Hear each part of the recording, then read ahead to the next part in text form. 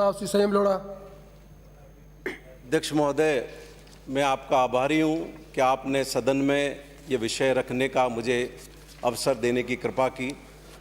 राजस्थान विधानसभा के प्रक्रिया तथा कार्य संचालन संबंधी नियमों के नियम 131 के अंतर्गत सिरोही जिले के बरलूट थाना अंतर्गत जाडोली वीर के निर्दोष लिखमाराम देवासी को हत्या के झूठे प्रकरण में फंसाने में लिप्त अधिकारियों के विरुद्ध कार्रवाई करने एवं पीड़ित को 4 वर्ष निर्दोष होने के बावजूद जेल में रखने के मामले में मुआवजा देने के संबंध में माननीय मंत्री जी का ध्यान आकर्षित करता हूं।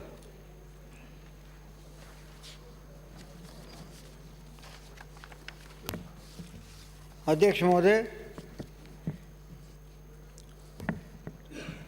माननीय सदस्य के द्वारा जो ध्यान आकर्षण प्रस्ताव रखा गया है, मेरा उस बाबत ये निवेदन है कि 26/6/18 को नाथाराम रेवारी निवासी झाड़ोली वीर थाना बरलूट जिला सिराही ने नामजद रिपोर्ट धारा 459, 460, 397, 302 और 34 आईपीसी के विरुद्ध उसके गांव के ही लखमाराम व एक अज्ञात व्यक्ति को दी। उसकी मां जो घर पर अकेली थी, हत्या कर घर में 2,50,000 रुपये नकदी व सोने व चांदी के आभूषण तथा घर में रखे कुछ कागजात को लेकर के वो चले गए। आदि रिपोर्ट का प्रकरण पर अनुसंधान किया गया। अभियुक्त लखमाराम पुत्र हरिराम जाति रेवारी झाड़ोली वीर थाना बरलूट को गिरफ्तार किया जाकर के 6/6/18 को न्यायालय में पेश किया गया। दोनों लोगों के विरुद्ध 459, 460, 302, 34, 397, 109, 113 आईपीसी के तहत आरोप पत्र 23/8/18 को माननीय न्यायालय अपर मुख्य न्यायिक मजिस्ट्रेट सिरोही के न्यायालय में पेश किया गया।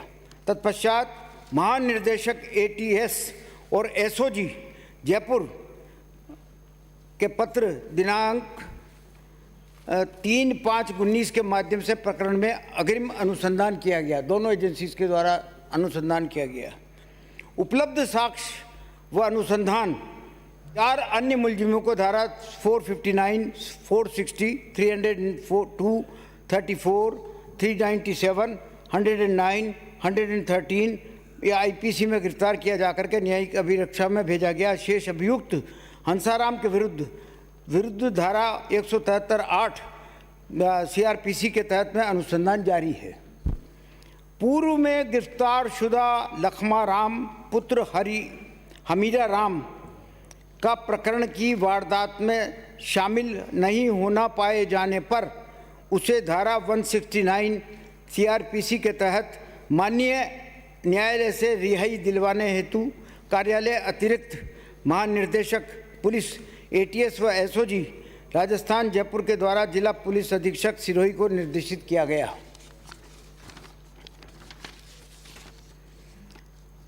बरलूट थाना अधिकारी तथा अनुसंधान अधिकारी द्वारा ट्रायल कोर्ट माननीय सेशन न्यायालय सिरोही में 9/12/20 को प्रार्थना पत्र पेश किया गया, जिसकी सुनवाई 19/12/20 को हुई, जिसमें माननीय न्यायालय सिरोही द्वारा उक्त रिहाई का आवेदन पत्र खारिज कर दिया गया। प्रकरण में गिरफ्तार अभियुक्त लिखमाराम रेवारी की माननीय उच्च न्यायालय जोधपुर में बाद सुनवाई अभियुक्त को जमानत पर रिहा करने के आदेश दिनांक दिनांक 17/1/22 को जिला कारागार सिरोही से जमानत पर है। अभी हाल ये है कि लिखमाराम को गिरफ्तार क्यों किया गया, किन कारणों से गिरफ्तार किया गया और कौन लोग थे वो जो गिरफ्तारी में जो इन्वॉल्व थे, उसके बाबत लिखमाराम को गिरफ्तार करने और न्यायालय में चालान प्रस्तुत करने वाले पुलिस अधिकारी के विरुद्ध विभागीय कार्रवाई के संबंध में अतिरिक्त पुलिस अधीक्षक सिरोही द्वारा प्राथमिक जांच करवाई जा रही है। प्राथमिक जांच रिपोर्ट प्राप्त होने पर नियमानुसार दोषी पुलिस अधिकारियों के विरुद्ध विभागीय कार्रवाई की जाएगी। माननीय अध्यक्ष महोदय, मैं आपके माध्यम से मंत्री महोदय से निवेदन करता हूं कि घटना स्थल पर घटना के दिन ही मौके पर एसपी आ गए थे। एसपी के निर्देशन में गिरफ्तारी हुई, चालान हुआ, फिर एडिशनल एसपी लेवल का अधिकारी अपने एसपी के खिलाफ जांच करेगा क्या? और दूसरा, जिस अधिकारी ने गिरफ्तार किया, जिस अधिकारी ने चालान किया, उसकी सरकार को सब जानकारी है। आपकी पुलिस ने पट्टों से ठोक ठोक कर, जूतों से ठोक ठोक ठोक, लाठियों से ठोक ठोक कर, टट्टी थाने में करवाकर हत्या के मुकदमे में निर्दोष आदमी से दस्तखत करवा दिए। और अब आप मुआवजा देने की घोषणा नहीं कर रहे। एक नौजवान के 4 साल आपकी सरकार ने खराब कर दिए। ये तो मैं धन्यवाद दूंगा अशोक गहलोत को कि जिन्होंने मेरी प्रार्थना पर एसओजी से जांच करवाई और दूध का दूध और पानी का पानी हो सका। मैं आपके माध्यम से विनती करूंगा कि आप मुआवजे की घोषणा करें, अधिकारियों के खिलाफ कार्रवाई की घोषणा करें। कौन अधिकारी दोषी है, ये बगैर जांच के कैसे तय किया जा सकता है? आपने कहा कि साहब मौके पर एसपी भी पहुंच गया। मौके पे तो पता नहीं कितने आदमी पहुंचे होंगे पुलिस के। एसपी क्यों पहुंचा होगा? और भी कई पहुंचे होंगे। तो क्या सबके खिलाफ कार्रवाई हो जाएगी? सवाल यह है कि अनुसंधान किसने किया? अनुसंधान में अगर मान लीजिए अनुसंधान के बाद में भी उसने दोषी पाया गया और फिर एसओजी ने जो अनुसंधान किया उसमें उसको निर्दोष पा लिया गया, तो सवाल उस पर उठता है कि आखिर ये हुआ तो क्यों हुआ, कैसे हुआ? उसके लिए ये जांच बिठाई गई है। ये जांच कोई एसपी के खिलाफ नहीं बिठाई गई है। ये जांच उसके उस थाना अधिकारी के खिलाफ और अनुसंधान अधिकारी के खिलाफ, उनके खिलाफ जांच बिठाई गई है। और मैं आपसे फिर यह निवेदन करना चाहता हूं कि सरकार की मंशा किसी भी निर्दोष को कोई किसी प्रकार की सजा दिलाने का कोई इरादा नहीं है। अगर इरादा होता तो क्यों हम जो है अदालत में ये पेश करते कि साहब ये इसको रिहा कर दिया जाए, इसका केस विड्रॉ कर दिया जाता है। विड्रॉ नहीं हुआ, किसी टेक्निकल कारण से विड्रॉ नहीं हुआ, क्योंकि गवाहों के बयान चालू हो गए थे। गवाहों के चालू होने पर जो है न्यायाधीश ने कहा कि इस वक्त इसका ये विड्रॉ नहीं हो सकता। लेकिन सरकार की मंशा तो ये थी कि उसको वाकई उसकी जांच आपके कहने पर, आपने तो सीबीआई की जांच मांगी थी, मुख्यमंत्री जी ने एसओजी की जांच दी, एटीएस की जांच दी, उससे आप सेटिस्फाई हो गए और उसके बाद जो है जांच हुई और जांच में भी उसको निर्दोष पाया गया। ये भी बात सही है। यहाँ पर भी आप सेटिस्फाई हो गए कि हाँ निर्दोष पाया गया। अब सवाल ये आता है कि किस प्रकार से उसको गिरफ्तार किया गया, इंटेंशन था या नहीं था गिरफ्तार करने वाले का। मेन बात वो है कि क्या तो ये मेलिफाइड तो नहीं है। अब इस बात की जांच तो होनी चाहिए ना कि क्या मेलिफाइड है या नहीं है, इंटेंशन था या उसका गलत इंटेंशन था या नहीं था। इस बात की जांच के लिए मैं आपसे कहता हूँ कि 7 दिन के अंदर अंदर इसकी जांच करवा ली जाएगी। आप सुनना नहीं चाहते मंत्री को, मैं अलाउ नहीं करूंगा। प्लीज आप सुनिए, लेग से आप खड़े हो रहे, don't want to hear it, बंद करता हूं मैं। ये गलत तरीका है बिल्कुल। प्रश्न में पूछे और जवाब नहीं सुनना चाहे। आखिर आपने इस विषय को उठाया है और एक निर्दोष की मदद करने के लिए उठाया है। मैं तो आपको धन्यवाद देता हूं इस बात के लिए कि आपने एक अच्छा इश्यू आपके एरिया का उठाया।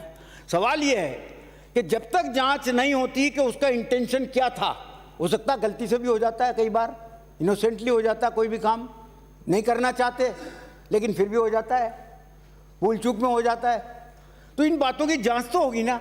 जांच में 7 दिन के अंदर अंदर करवाने की घोषणा करता हूं और ये भी करता हूं कि अगर जांच में वो आगे पा गया तो निश्चित तौर पर उस पर पुलिस की उस पर जो है सख्त से सख्त कार्रवाई की जाएगी अगर उसका मेलाफाइड इंटेंशन पाया गया तो। 2018 में कांग्रेस पार्टी की ओर से तब बदलूर थाने का हमने घेराव किया था और पूरे समाज को सबको पता था कि ये निर्दोष है। ना आप इस हिस्ट्री से क्या संबंध है? आप 7 दिन में जांच हो जाएगी, कार्रवाई हो जाएगी। ना प्लीज, ये गुंडागर्दी पुलिस की चर्चा समाप्त हुई। माननीय अध्यक्ष महोदय प्लीज आप दादा करिए। माननीय चर्चा समाप्त हुई। माननीय कटारिया जी, ध्यान, चर्चा समाप्त हुई। कटारिया जी